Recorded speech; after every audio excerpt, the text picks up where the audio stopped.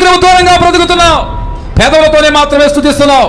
నీ హృదయం దూరంగా ఉంది, నీ శరీరం దేవునికి దూరంగా ఉంది, నీ మనస్సు దూరంగా ఉంది, నీ తలంపు దూరంగా ఉంది. ఇంకా నువ్వు దేవుని బిడ్డగా మారలేదు, దేవుని కుమార్తెగా మారలేదు, దేవుని కుమారుగా మారలేదు. నువ్వు దేవుని ఒప్పుకో. నీటి మూలముగా, ఆత్మ మూలముగా నువ్వు రక్షించబడాలి, బాప్తిసం తీసుకోవాలి, క్రీస్తు రక్తం చేత నువ్వు కడగబడాలి. దేవుడిచ్చే రక్షణని నువ్వు నిర్లక్ష్యం చేస్తున్నావు. దేవుడి రోజు నిన్ను వెంటనే చేయమంటున్న పని ఏంటో తెలుసా? రక్షణను నిర్లక్ష్యము చేయవద్దు. ఇంత గొప్ప రక్షణను నిర్లక్ష్యము చేసిన ఎడల ఉగ్రత నుండి ఎలా తప్పించుకుంటాం?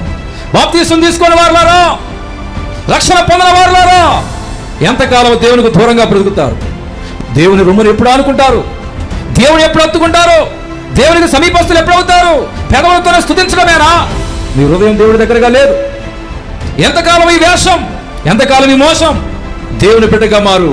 అగాధ లోయలో నీ చేయి పట్టుకుని దేవుడు ఎత్తైన స్థలంలో నిలబెడతాడు.